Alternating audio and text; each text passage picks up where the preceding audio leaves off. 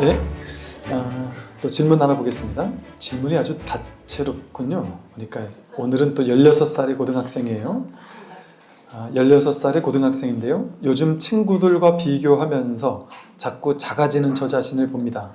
성적, 외모, 집안 환경까지 모든 것이 저보다 남들이 더 나아 보이고 이런 비교가 저를 점점 더 초라하고 초조하게 만듭니다. 어느 날은 부모님까지 원망스럽기도 한데요. 스님께서 말씀하신 있는 그대로 받아들이는 마음은 어떻게 키울 수 있을까요? 이제 이 고등학생 같으면 이제 제일 많이 이제 비교할 때죠. 비교라는 게 모든 사람들의 삶이에요. 내가 인생을 산다고 여기잖아요. 근데 사실은 우리가 있는 그대로의 인생을 있는 그대로 사는 것이 아니라 처음부터 끝까지 비교의 삶만을 살아요. 비교하는 삶 빼면은 뭐가 있을까요? 비교하는 인생 빼면은 뭐가 있을까요? 이 진실밖에 없어요. 그래서 불교에서 분별망상만 제거하면 곧장 부처라고 하는 거거든요. 분별망상, 분별심이라는 게 바로 비교예요. 쉽게 말하면. 우리 16살 고등학생 수준에서 말을 한다면 비교하는 마음이 분별망상이고 그게 괴로움을 가져오는 거예요. 그 마음이. 만약에 비교 오해를 좀 하는 게 행복이라면 우리가 고등학교 때, 중학교 때 그때 제일 불행했던 때 아닐까요? 어쩌면? 저는 인생이 원래 그런 것인 줄 알았어요. 중고등학교 때는. 왜냐하면 중고등학교 때는 너무 대놓고 성적이라는 한 가지 자를 가지고 성적이라는 한 가지 기준을 가지고 전교생을 1등부터 꼴등까지 적나라하게 등수로 나누는 이런 어떻게 성적을 가지고 이렇게 이것이 그런데 그게 1년이 아니라 12년 너무 오랜 세월을 젊은 날을 그러고만 살았잖아요. 우리 모두 다. 그러니까 그렇게 사는 동안에는 중고등학생 그렇게 사는 동안에는 이것이 세상이구나. 이것이 진실이구나. 세상에선 잘 나가는 건 이런 거구나. 잘 사는 건 이런 거구나. 훌륭한 사람은 이런 거구나. 잘난 사람은 이런 거고 행복은 이런 거구나. 그걸 전부 다 성적이라는 단일한 하나의 기준을 가지고만 살았단 말이에요. 그러니까 그런 환경 속에서 그런 조건 속에서 살게 되면 학생들은 전부 다 이 계급을 나누는 성적으로 계급을 나누는 자기를 이렇게 판단하고 비교 분별하는 그래서 나보다 성적이 좋은 사람은 부러워하고 못난 사람은 오히려 무시하고 이런 삶의 방식이 정당한 것처럼 당연한 것처럼 느껴져요. 그러면서 젊은 날을 보냈단 말이에요. 그 절망과 그 속에서 싸워 이기기 위한 야, 친구가 필기한 거 좀 보여줘. 이게 엄청난 충격이었단 말이에요. 이걸 보여줘야 되나? 말아야 되나? 내가 좋아하는 친구인데? 의리로는 보여줘야 되는데 쟤랑 나랑 성적이 비슷하잖아 반에서. 쟤는 10등 난 11등인데 내가 보여주면 쟤가 또 9등 되는 거 아니야? 이런 어떤 딜레마 같은 것을 평생 숙제처럼 학생 때 안고 살면서 살기 쉽단 말이죠. 그런데 우리가 이제 나이가 들면서 사회에 나와 보니까 그 단일한 기준 가지고만 세상에서는 우리를 판단하는 게 아니잖아요. 그러니까 판단하는 기준이 이렇게 여러 가지였구나. 다양했구나. 많았구나. 나는 이런 부분에서는 별로지만 저런 부분에서는 난 또 뛰어나구나. 성적 부분에서는 내가 별로였지만 뭐 어떤 분들은 이제 뭐죠? 외판 사원 같은 걸 했는데 어마어마한 뭐 성적을 내는 사람도 있거든요. 사람을 구워 삶는 걸 뭐 너무 잘하는 사람도 있고 또 어떤 사람은 기술이 뛰어난 사람도 있고 차를 막 기가 막히게 잘 고치는 사람도 있고 제가 옛날에 어디죠? 강원도 있을 때요. 차가 고장이 났는데 한 대여섯 군데를 돌았는데 아무도 못 고치는 거예요. 좀 깜짝 놀랐어요. 모든 카센터는 다 똑같은 기술을 가지고 있다고 생각했어요. 그때까지만 해도. 근데 그걸 못 고치는 거 다 못 고치더라고요. 근데 이제 이게 우리가 식당이 전부 다 맛이 똑같은 줄 안 거죠. 어리석게도. 식당도 맛집이 있듯이 어느 집에 가면 고칠 거라고 누가 얘기를 해주는 거예요. 근데 그 먼 데까지 굳이 그걸 가야 돼? 다 똑같지? 이 생각을 했단 말이죠. 근데 그곳을 갔더니 그분이 저를 옆에 태워가지고 다니면서 이게 차 소리도 듣고 가속했을 때 소리도 듣고 뭐 이것저것 막 보면서 하나하나 이렇게 그러고 나서 뭐 온갖 것들을 보더니만 원인을 해가지고 딱 고치고 나서 저한테 어떠한 원인으로 어떻게 했으니까 차를 탈 때 어떠한 습관을 어떻게 타세요 뭐 이런 것까지 얘기해주는 그런 사람이 있었거든요. 그러니까 자동차를 고치는데도 전문가가 있듯이 그 한 분야에서 내가 뛰어날 수 있잖아요. 그죠? 근데 그런 것을 세상에서는 인정을 해 주잖아요. 그걸 보면서 되게 놀라웠어요. 아, 세상이 원래 이런 것이구나. 무엇이든 자기가 잘하는 한 가지를 해도 되는 거구나. 요리를 잘해도 되잖아요. 요새 셰프 엄청 인기잖아요. 무엇을 하나 잘해도 된단 말이에요. 근데 그 가능성을 학교 다닐 땐 왜 모르고 살았지? 즉, 제가 숲의 비유를 들잖아요. 저 소나무만 필요한 게 아니라 뭐 얼마 전에 우리 저 산불 나고 나서 산림청에서 무슨 소나무만 이렇게 막 하는 그런 정책을 쓰면서 오히려 산불에 취약해졌다 뭐 이런 얘기도 뭐 하는 사람도 있던데, 산에 사람 눈에 보기 좋아 보이는 시원시원해 보이는 그런 나무만 산에 있어야 되느냐? 그게 아니잖아요. 소나무도 있고 참나무도 있고 다양한 나무들이 함께 공존하는 그 자체가 아름답고 모두 다 저마다의 쓰임이 있죠. 큰 나무도 있어야지만 작은 나무들도 필요하죠. 꽃을 아름답게 피우는 나무만 좋은 게 아니라 꽃이 없는 나무도 그 나름의 역할이 있죠. 저마다의 풀들이 경쟁하지 않고 다 저마다의 자기 일을 역할을 온전히 하듯이 초식동물들은 풀을 뜯어먹고 육식동물들은 초식동물들을 잡아먹고 곰팡이는 곰팡이의 역할을 하고 이 세상의 모든 존재는 저마다 온전한 자기 길이 있죠. 온전하단 말이에요. 모두가 완전히 평등해요. 잘나고 못난 것은 없어요. 이 법의 세계에서는. 어디에서 그런 게 있을까요? 사람들의 분별의 세계 속에서만. 분별의 세계 속에서 나와 너를 돌로 나누고 나와 너를 돌로 나누면 사람은 자기 나라는 가치 기준을 딱 세워가지고 나에게 도움되는 사람은 좋은 사람, 나에게 도움 안 주는 사람은 나쁜 사람, 이렇게 판단한다니까요. 여러분들이 정치적인 어떤 성향이 있다라고 생각해도 이럴 수 있다니까요. 나는 정치적으로는 뭐 진보야 아니면 보수야 이렇게 생각을 해요. 생각을 하는데 어떤 경우에는 막상 투표를 할 때는 내 정치 성향과 다른 사람을 투표할 수도 있어요. 어떨 때 그럴까요? 나는 정치 성향은 이쪽인데 저쪽에서 보니까 내 사업과 직결된 정책을 펼치고 있어요. 저 사람들이 잡아야지만 내 사업이 성공할 것 같아요? 그러면 자기 정치 성향과 거스르는 표를 줄 수도 있어요. 왜 그럴까요? 내 이익이 저쪽이 더 부합하니까. 내 이익에 있어서. 이렇게 자기라는 것이 기준이 된다니까요. 그래서 나에게 도움되느냐 도움되지 않느냐 그게 중요하게 돼요. 거기에서 선악이니 옳고 그름이니 이런 게 나뉘어요. 그렇게 분별의 기준 자체가 허망한 거예요. 허망한 자기라는 허망한 망상을 딱 기준점으로 잡아놓으니까 여기에 의해서 이 세상 모든 것들이 나뉘죠. 근데 진실은 나와 너가 둘로 나뉘지 않아요. 비교 분별심은 자기 생각으로 이게 맞다 저게 틀리다 이게 좋다 저게 나쁘다 자기를 기준으로 분별을 기준으로 자기 생각을 기준으로 그렇게 허망하게 비교하는 것뿐이에요.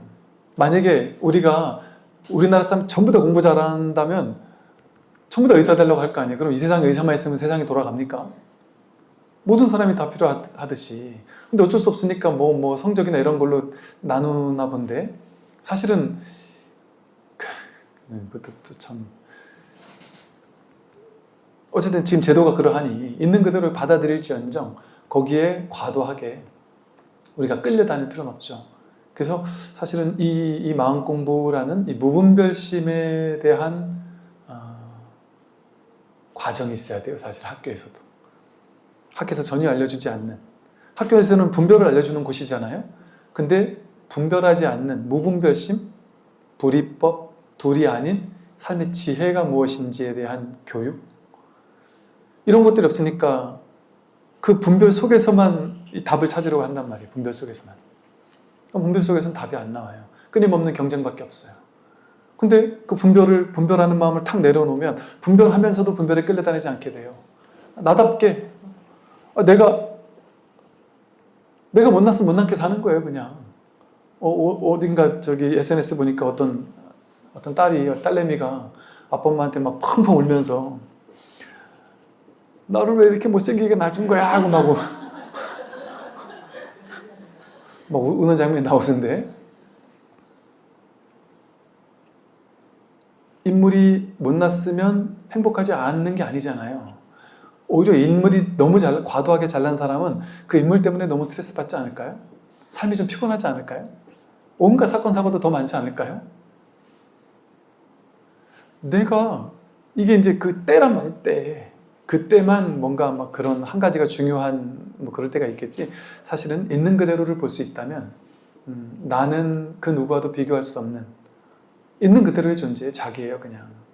자기는 잘나거나 못날 수가 없어요. 우리의 본성은 잘났거나 못날 수가 없어요. 서로 다를 수 있을 뿐이지.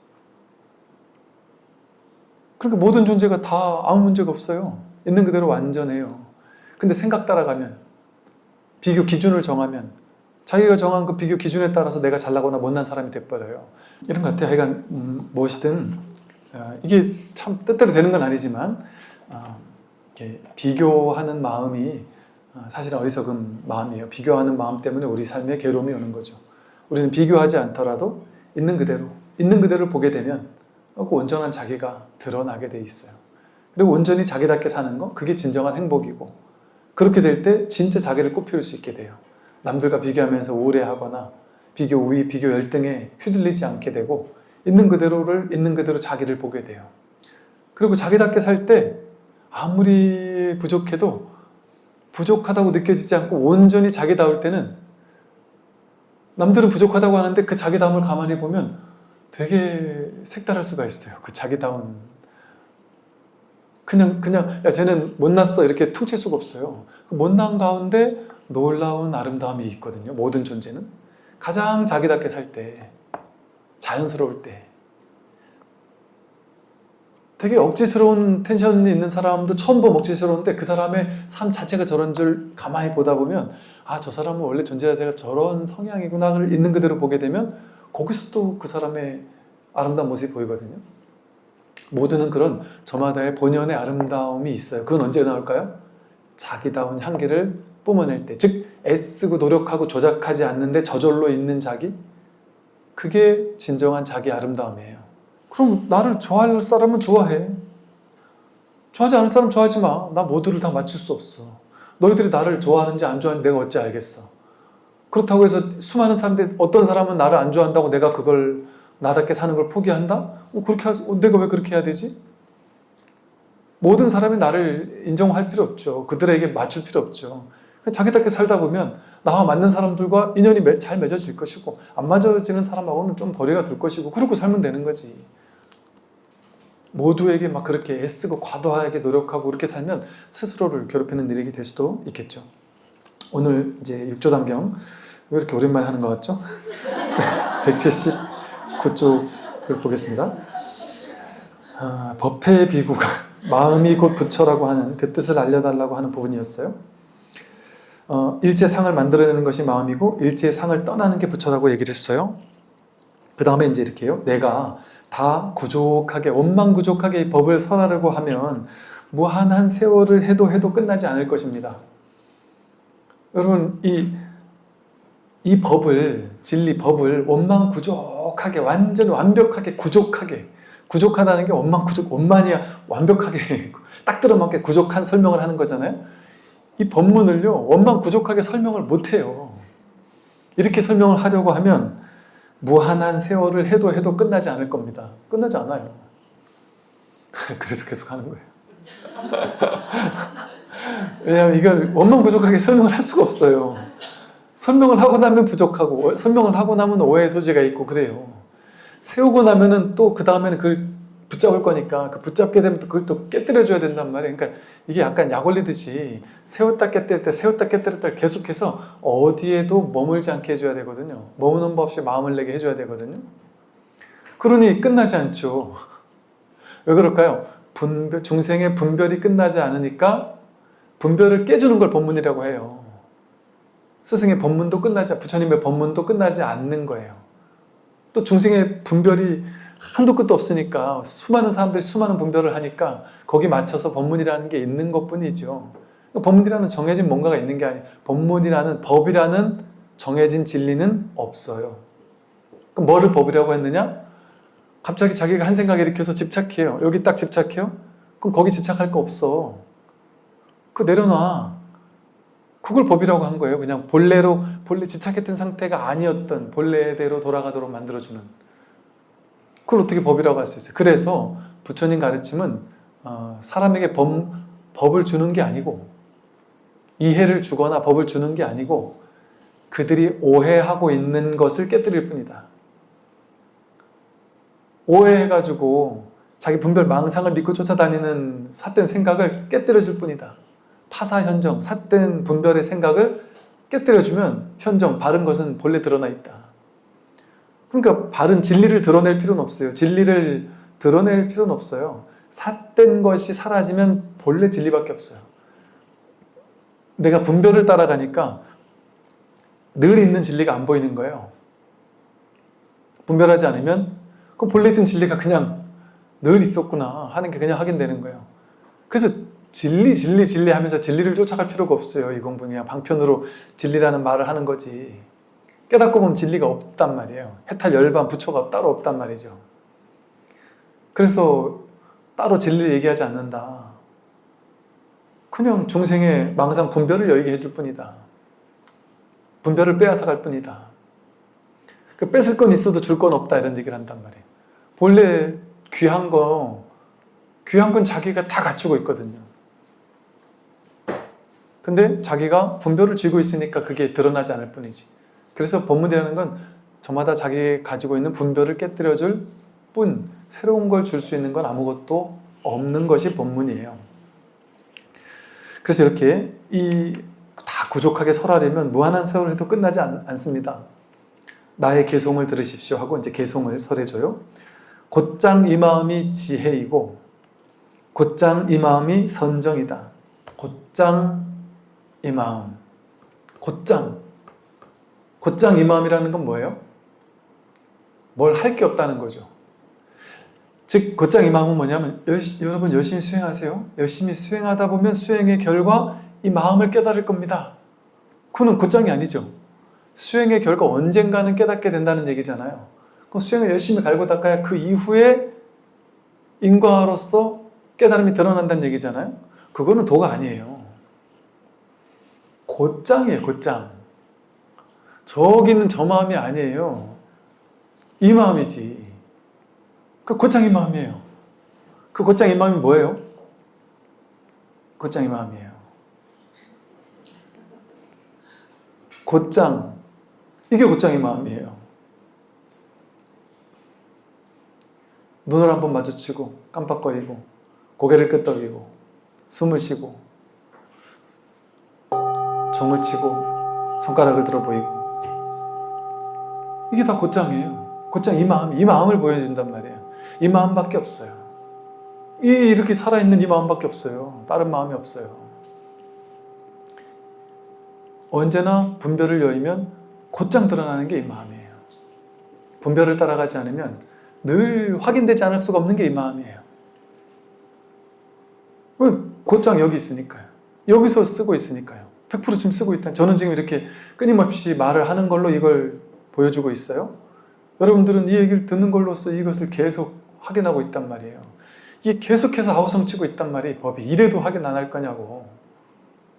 모든 것이 이걸 드러내지 않는 것이 한 티끌조차 없으니까요.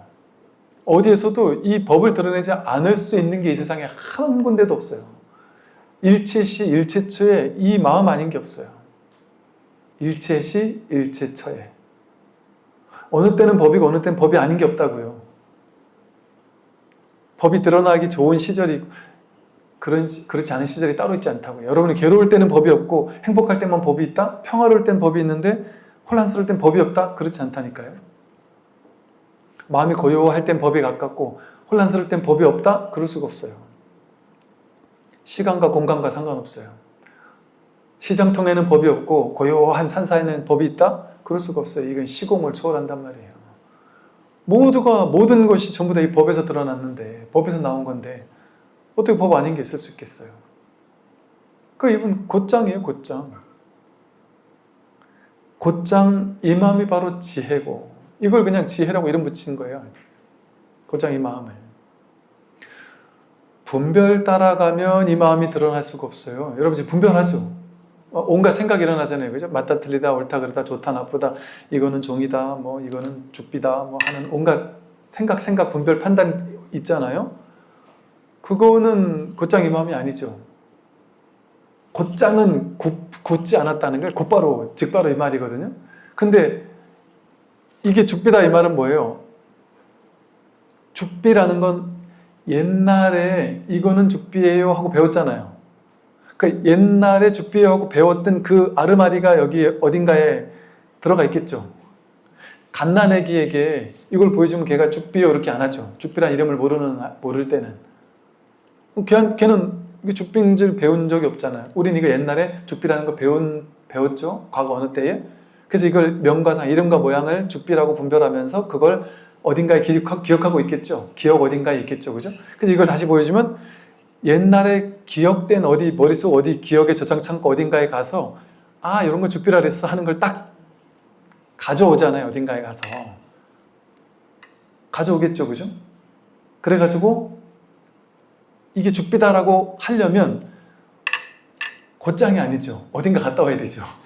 생각 속을 뒤져야 되잖아요. 생각 쪽을 뒤져가지고 그 비슷한 뭔가를 찾아내야 되잖아요. 그러니까 구분 마음이에요.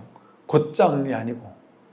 갔다 온단 말이에요. 생각이 한번 움찔한 거예요, 벌써. 생각이 움직인 거예요. 그러면 그건 두 번째 자리 떨어진 마음이에요.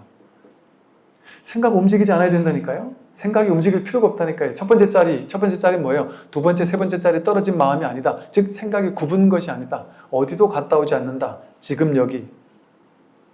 갓난애기 눈앞에 이렇게 하면 이게 죽빈지 뭔지 무슨 색깔인지 뭔지 모르죠. 그죠? 근데 지금 이 사실은 알죠. 뭔지 모르지만 뭔가 이렇게 뭐랄까 이렇게 보이고 있다는 이 사실은 확연하잖아요. 뭐라고 분별은 하지 못하지만. 그럼 그 아이가 생각, 판단, 분별 없어도 요거 있죠. 이 마음이에요. 이 마음. 판단, 분별하지 않아도 이렇게 드러나 있는 이 마음. 이건 지금이잖아요. 이건 과거로 갈 필요 없잖아요. 이게 죽비란 이름 붙이면 오히려 어긋나잖아요. 이거란 말이에요. 그 소리요? 그 소리요? 아니란 말이에요. 이거. 그러니까 그 소리요. 그 소리 아니라니까 이거라니까요. 그럼 그냥 그 소리, 뭔가 이 소리도 아니고 이 소리도 아닌 어떤 소리요? 아니라니까. 지금 이거도. 이 침묵인 이거라니까요. 늘 언제나 매 순간 이거밖에 없어요. 있는 건 이거밖에 없어요. 이것이 살아서 우리를 살아있게 하는 거예요. 나머지는 다 분별이에요. 분별. 진실한 게 아니에요. 진짜가 아니에요. 가짜예요. 인연따라 생겨나고 사라지는 것들. 믿을 게 없어요. 내가 믿을 만한 가치가 있는 거? 이런 거 있잖아요. 변치 않는 거? 다 변하잖아요. 믿을 만한 가치가 있는 게 없어요. 이 세상에. 생겨나고 사라지는 것들은 다 나를 배신한다니까요. 죽어도 우리 사랑 변치 마. 그런 게 어디 있어요. 죽으면 다 떠나갈 건데. 죽으면 두 번 다시 안 만날 건데. 야, 우리 죽어도 다음 생에 또 만나자. 다음 생에 뭐 그런 거 단골로 묻잖아요. 당신 다음 생에 태어나면 나랑 결혼할 거야? 그런 질문 자체가 성립이 안 돼요. 뭐 그렇게까지 끔찍스럽게 다음 생에 또 만날 생각을 하냔 말이에요. 그 사람을 다음 생에 만날 수 있어요, 없어요? 몰라요, 그래요. 다음 생에 그 사람을 어떻게 만날 수가 있어요? 그럼 그 사람의 몸뚱이를 그 사람이라고 할 거예요? 그 사람이랑 똑같이 생긴 그 몸뚱이를 만나고 싶은 거예요? 아니면은 몸뚱이는 달라졌어도 영혼만 그 사람이 되는 거예요? 그럼 그 영혼은 뭐예요?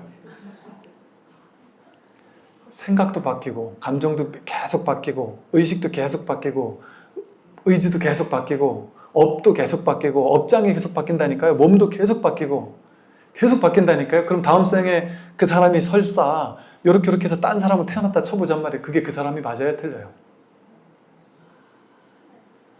이번 생에 여러분과 다음 생에 그 사람이 같은 사람이에요, 다른 사람이에요? 같다고도 할 수 없고 다르다고도 할 수 없죠. 마치 여러분이 갓난아기 때 그 몸이 지금 이 몸하고 같아요, 달라요? 같다고도 할 수 없고 다르다고도 할 수 없어요. 그 갓난아기 때 요만한 애가 이렇게 옮겨온 거예요? 경전에 불천이라고 그래. 옮겨가는 게 없다. 나라는 자아의 어떤 핵 같은 게 있어서 지금 나이 50대일 때까지 계속 옮겨왔다는 생각이 들잖아요. 옮겨가는 게 없어요. 무아예요, 무아. 모든 것이 낱낱이 처음부터 끝까지 싹 다 변해갈 뿐이에요. 몸뚱아리 갓난아기 때부터 여태까지 완전히 바뀌었잖아요. 성격 완전 바뀌었잖아요. 개성, 갓난아기 때 뭐 개성이 뭐 있어요? 별로. 생각, 의지 다 달라졌잖아요. 나라고 정해진 고정된 자아라고 할 만한 뭔가가 없습니다. 그러니 뭐를 붙잡아 집착할 거예요? 뭐를 붙잡아 나라고 삼을 거예요? 그럼 우리가 이거다 저거다라고 하고 붙잡아 집착하는 것은 자기 분별로 그렇게 붙잡은 것뿐이에요. 한 생각 일으킨 거예요. 한 생각 일으켜서 그걸 뭐다 하고 이름하고 그건 좋은 거다 나쁜 거다 이렇게 분별한 거예요. 그거 어떻게 진실한 거예요? 내 생각 속에서 진실하다고 내가 믿은 거죠. 그렇게 분별하지 않으면 세상 모든 것이 가치가 있을까요? 의미가 있을까요? 여러분, 의미 있는 인생, 의미 없는 인생, 그런 게 있을까요? 평등해요. 똑같아요. 의미 있는 인생, 의미 없는 인생이 둘로 나뉘지 않아요. 이 법에서는. 여러분이 절에 와서 법문 듣는 시간은 귀한 시간이고 집에서 밥 먹는 시간은 버리는 시간이거나 심지어 여러분 뭐 남편하고 집에서 맥주 한잔 마시는 술 먹는 시간은 아주 좀 낭비되는 시간일까요? 똑같아요. 모든 시간, 모든 공간은 일체시, 일체처의 이것뿐이에요. 일체시가 다르지 않아요. 일체처가 다르지 않아요. 보이고 들리고 느끼고 하는 일체 모든 경계가 다르지 않아. 이 한마음이에요. 평등해요, 여기는. 좋고 나쁘다라는 건 자기 분별일 뿐이에요. 분별의 눈을 따라가면 좋고 나쁜 게 있지만 분별하지 않는 이 자리로 딱 돌아오면 마음법이 귀일 하나로 돌아와요. 일체 마음법이 오로지 하나로 돌아온다니까요. 마음법 귀일 이러잖아요. 이 하나 여기에 무슨 가치가 있어요? 맞다 틀리다 옳다 그러다. 근데 사람들 가치, 의미 엄청 좋아하죠. 의미 있는 삶. 내 인생의 목적은 무엇일까? 목적이 이끄는 삶. 그 의미, 목적이 따로 없어요. 의미와 목적을 찾으면 이제 중생심으로 떨어지는 거예요, 사실은. 그러니까 공하다고 했잖아요. 공한. 공한데 무슨 의미가 있어요? 이 공한, 이거 확인하는 거예요. 평생 의미를 쫓아다니다가, 개념을 쫓아다니고, 분별을 쫓아다니다가, 더 이상 쫓아다니지 않는 이 여여부동한, 늘 한결같은 한마음이라고 할 수 있는 불이법인 이 진실의 눈을 한번 뜨는 거예요. 그러면 이것이 바로 우리가 본래 갖추고 있던 지혜예요. 지혜는 무분별지예요. 분별할 줄 몰라요.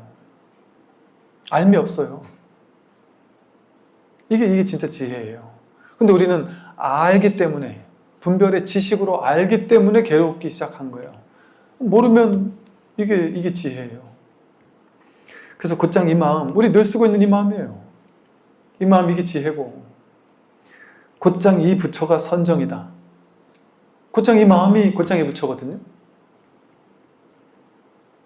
이게 선정이고 이게 지혜예요. 지혜와 선정이 둘이 아니고. 정해, 그러니까 지관을 다르게 말하면 정해라고 부르거든요. 분별을 멈추면 선정이 고요해진단 말이죠. 생각을 멈추면 고요해지잖아요. 고요할 정자. 이게 선정. 고요함이 오래 지속되면 선정을 닦는다. 그래서 선정 삼매에 든다. 이런 식의 표현을 쓰잖아요. 그래서 우리들은 이 법회비구 같은 수많은 그 당시 스님들은 선정과 지혜를 따로 공부했단 말이에요.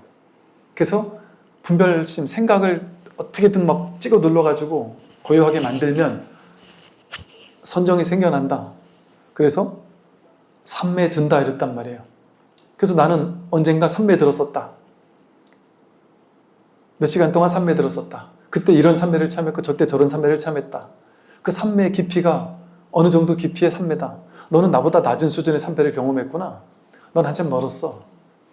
색계 사선, 무색계 사선 이렇게 얘기를 해서 자기가 저마다 든 선정을 이게 어느 정도 단계의 선정이라고 이렇게 딱딱 얘기하는 그런 가풍도 있거든요. 그렇게 만들어내는 선정이 선정인 줄 알았단 말이에요. 우리가 마음을 고요히 하고 참선해서 선정에 들어서 고요히 하다 보면 고요한 상태에 딱 짠하고 나타나는 그 상태, 그게 선정인 줄 알았단 말이에요. 근데 그 선정은, 그 고요함은 억지로 만들어야 되는 고요함이죠. 그렇게 만들어서 선정을 만들었어요. 색계 초선에 들었어요? 그러면 그 선정이 안 든 사람에 비해서는 엄청 위대한 사람이죠. 근데 색계 3선에 든 사람이 보기에는 야, 넌 나보다 수준 낮은 선정이야 이러겠죠? 그럼 색계 1, 2, 3, 4선에 들었던 사람은 무색계 선에 들은 사람이 보기에는 야, 너희들은 수준 낮은 선정이야, 명함도 내밀지 마, 이렇게 얘기를 하겠죠? 그럼 이 사람들이 저 위에 나보다 높은 선정 얻은 사람을 쫓아가 다니면서 또 배우려겠죠?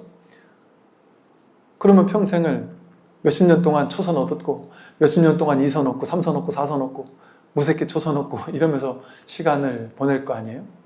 근데 부처님 같이 뛰어난 분은 욕계, 색계, 무색계, 색계 사선, 무색계 사선에서 무색계의 최고 단계 비상, 비비상처 정, 무소유처 정이라고 하는 욕계, 색계, 무색계라고 하는 무색계의 세 번째, 네 번째 마지막 선상세계의 의식까지 선정을 통해 단박에 들었단 말이에요. 그러니까 참선하니까 탁 그 선정에 바로 들었단 말이에요. 부처님이 좀 뛰어난 분이죠. 그런데 부처님이 진짜 뛰어난 모습은 여기서 나오는 거예요. 이 위대한 선정에 들었던 스승들은 많았단 말이에요. 근데 그 스승들은 그 선정이 대단하다는 걸 깨닫고는 그 선정에 서로 들려고 하고 나는 그 선정을 체득했다고 하면서 앞다투어 제자들에게 그 선정을 가르쳐 줬단 말이에요. 그리고 야, 저 사람 스승이 있지, 걔네들은 나보다 못한 선정을 얻은 사람들이야, 내가 얻은 선정이 최고야. 그러면서 스승들끼리 계급을 나누는 그런 선정의 게임 속에 빠져 있었단 말이에요. 차별이 있는 선정. 근데 35살밖에 안 된 고타마 시다르타 청년이 최고 단계의, 인도에서 최고 단계의 선정을 체득했다라는 두 스승을 찾아가서 알라라까라마와 우타까라마 부타를 찾아가서 비상, 비비상처 정, 무소유처 정을 얻고 보니까 이게 최고다라고 이렇게 선언한 게 아니라 그걸 꿰뚫어 본 거예요. 이게 다예요? 스승한테 물어보니까 내가 가르쳐 줄 수 있는 이게 다다. 이게 다라니 이놈아. 이거 이상이 없어. 이게 얼마나 위대한 선정인데 너는 빨리 얻었지만 남들은 평생을 해도 못 얻는 거야. 이게 얼마나 대단한 건 줄 알아? 근데 부처님이 선정에 있을 때는 고요했는데 선정에 나오니까 선정이 깨진단 말이에요. 이거 왔다 갔다 하는 선정이잖아요. 그러면 나는 아무것도 안 하고 이 선정이 최고 도면 나는 계속 이러고만 있어야 되는 거예요. 이게 진짜 도가 아니다. 이게 바로 봤단 말이에요. 이게 놀라운 게 인류 역사 속에 수많은 선정을 얻은 사람들이 있었어요. 삼매를 얻은 사람들이 있었는데 그걸 떨치고 버려버리는 사람은 잘 없단 말이에요. 그게 진짜 선정이 아니구나. 그게 진짜 선정이 진짜 도가 아니구나. 그건 조작해서 만들어낸 선정이구나. 조작해서 만들어낸 선정은 노력하면 다 되는 거예요. 쉽게 말하면. 노력하면. 부처님은 그러한 방편의 선정, 그걸 얘기하지 않았단 말이에요. 아, 그것은 진짜 도는 아니구나. 아, 그것도 세간에서는 훌륭한 일인 거예요. 그러니까 그건 인정한단 말이에요. 그러니까 세간에서는 그 선정을 닦는 것도 어느 정도 도움이 된다. 삼매 드는 거 도움 된다. 인정한단 말이죠. 부처님 길을 가는 데 있어서 많은 도움이 될 수 있다. 분별하는 것보다는 분별이 탁 멈추면서 삼매 드는 게 도움이 되죠. 그 도움이 된다. 인정한단 말이에요. 그러나 선에서는 한 단계 넘어간단 말이에요. 인정은 하지만 그것도 궁극의 도는 아니다. 최상의 도는 아니다. 그것은 왜 그럴까요? 유의조작으로 생겨났다 사라지는 도 아니냐, 그건 생겨나고 사라지는, 조작해서 만들어지는 선정 아니냐. 그건 진짜 선정 아니다. 그러니까 쉽게 말하면 이러잖아요. 보통 세상에서 선에서 말하는 선정은 뭐 이상한 얘기 자꾸 한다고 그러고 막 틀리다래고 막 이런단 말이에요. 근데 그게 틀리고 옳은 게 아니라 규정이 달라요. 선에서 말하는 선정은 세간에서 명상하는 사람들이 말하는 선정하고 아예 다른 선정을 얘기하는 거예요.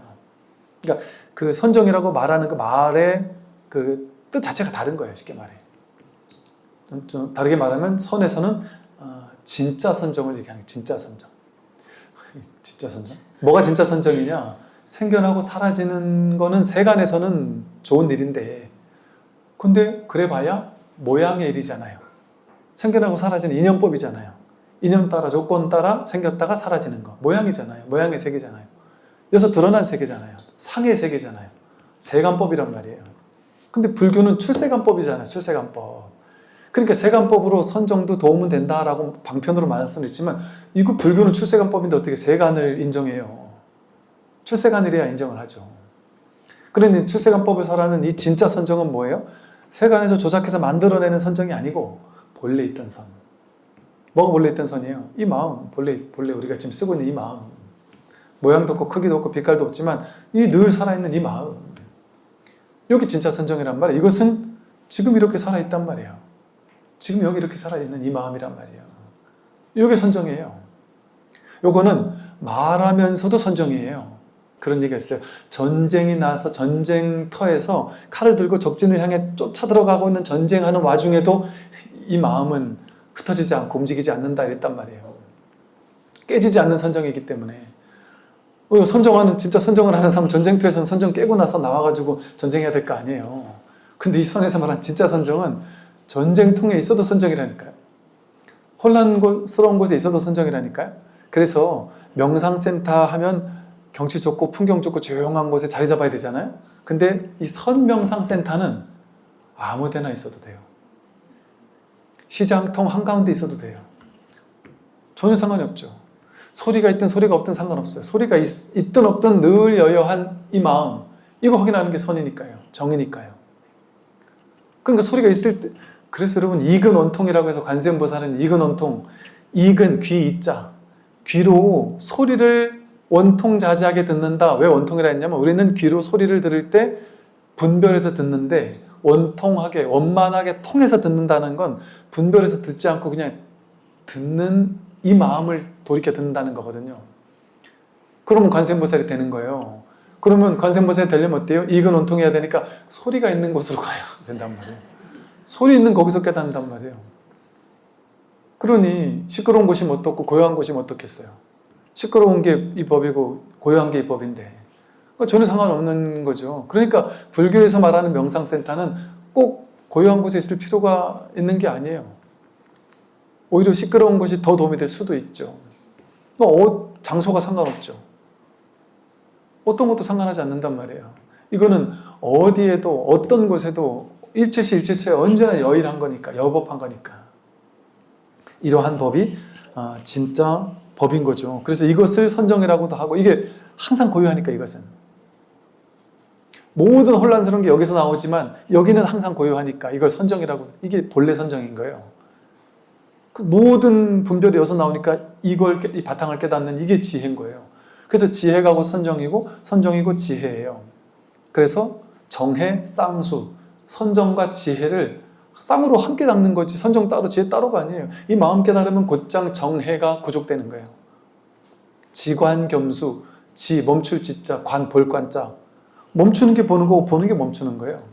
지관이 겸수인 거지, 지를 닦고 관을 닦는다? 저 남방불교 수행센터 가면은, 요 수행센터는 사마띠, 지를 닦는 수행센터가 있고요. 또 어떤 데는 관을 닦는 명상센터가 있고요.